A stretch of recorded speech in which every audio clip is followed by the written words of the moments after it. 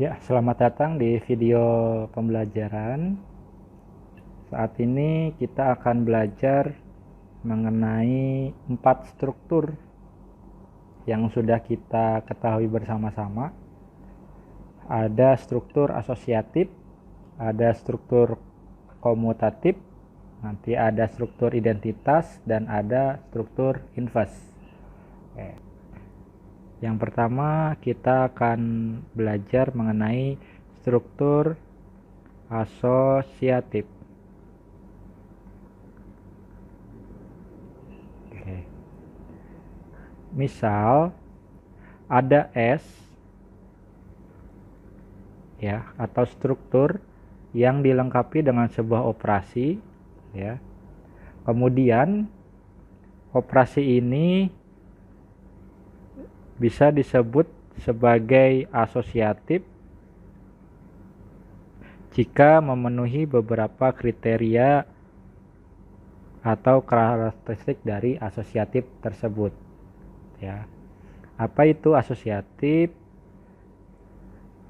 Ya, untuk setiap A, B, dan C di mana kesemuanya itu adalah anggota dari S ya. Ini harus memenuhi sifat asosiatif ya, yaitu A bintang B dalam kurung bintang C akan sama dengan A bintang dalam kurung B bintang C. Ya, ini adalah yang seperti kita ketahui dari sifat urutan asosiatif. Ya, jadi ketika struktur memiliki atau karakteristik asosiatif, maka bisa dikatakan bahwa struktur tersebut membentuk struktur asosiatif. Selanjutnya ada struktur komutatif. Ya. Ini masih terkait dengan urutan pengerjaan, ya. Misal ada S ya, katakanlah dia membentuk sebuah struktur dilengkapi dengan sebuah operasi ya. Dan operasi ini akan bisa disebut sebagai komutatif ya, jika ada setiap A, B di mana sama-sama berada dalam anggota S yang memenuhi sifat dari komutatif, yaitu A bintang B, nanti hasilnya akan sama saja pengerjaannya ketika dibalik, yaitu B bintang A ya.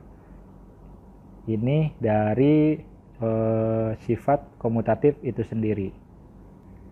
Berdasarkan namanya, yaitu struktur identitas, maka nanti di dalamnya akan ada karakteristik dari identitas tersebut.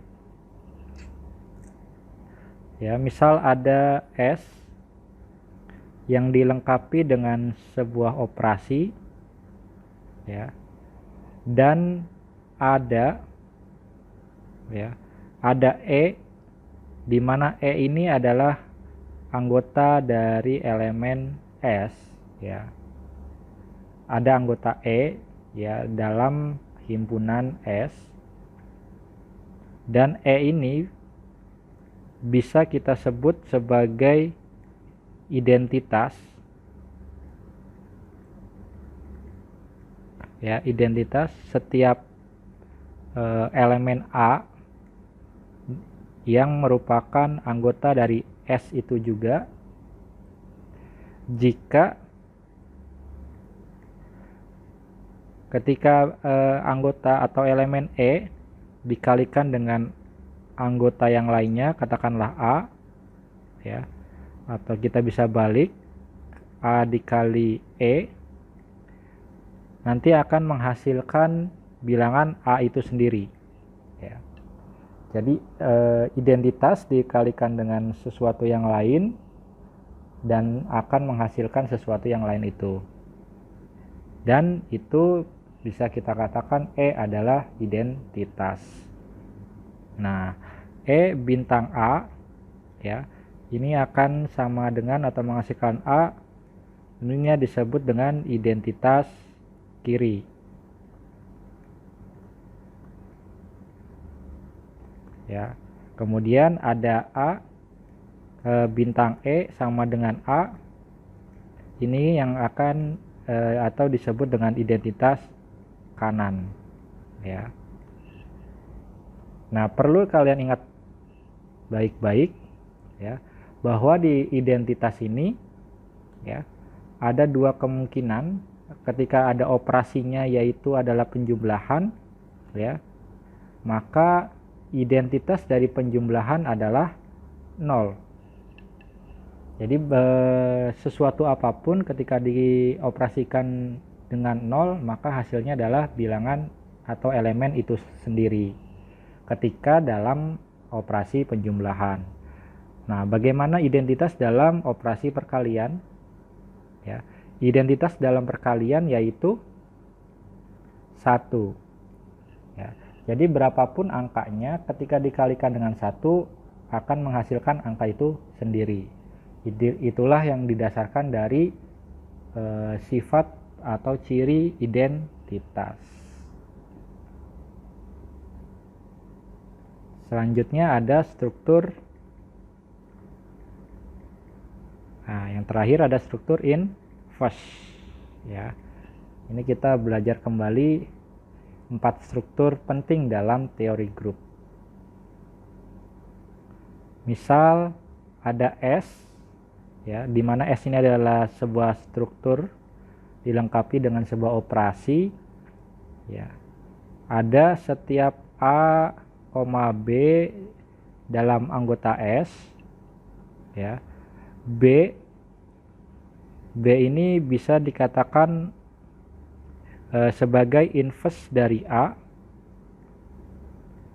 ya, jika ya, perhatikan B disebut inverse dari A jika A bintang B ya, atau berkebalikannya B bintang A akan menghasilkan sebuah identitas ya. Jadi suatu elemen dikalikan atau dioperasikan dengan inverse-nya, maka akan menghasilkan sebuah identitas ya. Misal andai A inverse disimbolkan dengan A pangkat negatif 1, ini kita ganti dengan B ya. Kemudian kita substitusikan ya, sehingga A bintang A inverse ya nanti akan sama dengan E ya. Elemen dikalikan atau dioperasikan dengan sebuah inverse akan menghasilkan identitas.